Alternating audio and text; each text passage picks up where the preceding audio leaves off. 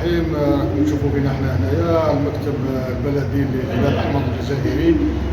هذه السنه ما فتحنا مطعم الرحمه، مطعم عابر السبيل والافطار الصائم عند خونا احمد المير اللي صاحب المطعم الشريف البلدي طارق بن زياد على الطريق الوطني رقم 14 الرابط ما بين خميس مليانه واتيس مسيلت.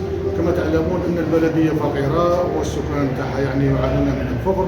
حاولنا اننا دائما نعاونوا البلديه تاعنا، نطلب من المحسنين وكل انسان اللي غاير على هذه البلديه ويحب هذه البلديه يعاون قدر المستطاع. المطعم عند احمد خونا المير احمد، مطعم شريف في حي تالوت راه مفتوح 24 ساعه على 24 ساعه. اي واحد يقدر يقدم مساعده صغيره ولا كبيره ولا حتى بالدعاء، معليش رانا كما نقولوا الابواب مفتوحه.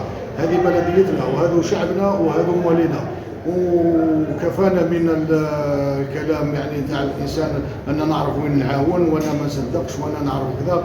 يا جماعه الله ينعذب ليش، حنا رانا في شهر الرحمه وشهر التوبه وشهر الغفران، واللي يحب يقدم الخير يقدم الخير، وهذه بلا مزيد اي واحد. سمعتوا؟ احنا هذه اللي نطلبوها من الجميع، ونشكروا الجميع ان شاء الله، ونشكروا كل المحسنين اللي عاونونا، ونشكروا اي واحد اللي جا عاوننا. نشكروا محسن من ولايه البليده اللي عاوننا ببعض الاعانات العينيه، ونشكروا الناس اللي راهم واعديننا قال لك يا خويا ان شاء الله نعاونكم، ونطلبوا منكم ان شاء الله تجونا للمطعم.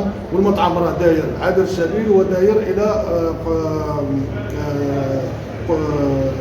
محموله، يعني محموله، يعني العائلات المعوزه اللي ما عندهمش ماهمش قادرين يطيبوا بديارهم، رانا فاتحين لهم هنا. ولكن هنا هذه ترجع بالمعونه تاع المحسنين وتاع السكان تاع بلديه طارق بن زياد. الرجاء الانسان اللي بغى يتقرب لله في هذا الشهر الكريم يا جماعه ابواب الخير راهي مفتوحه، والابواب يعني كما يقول تاع الصدقه مفتوحه، وما نحاولوش اننا ندخلوا في الفلسفه ونقولوا باللي احنا ما خلانا نعرفوا ولا ما نعرفوا. خلونا من الحقد، خلونا من الغيره، نحاولوا نطوروا بلديتنا. ونشكروا جميع الناس ونشكروا كل واحد اللي يتقدم لنا هنا في بلديه طارق بن زياد. وشكرا. بسم الله الرحمن الرحيم. رانا في مطعم الونشاريس بطارق بن زياد ولايه عين الدبله. نطلب من المحسنين يعاونونا في شهر رمضان ان شاء الله. والسلام عليكم.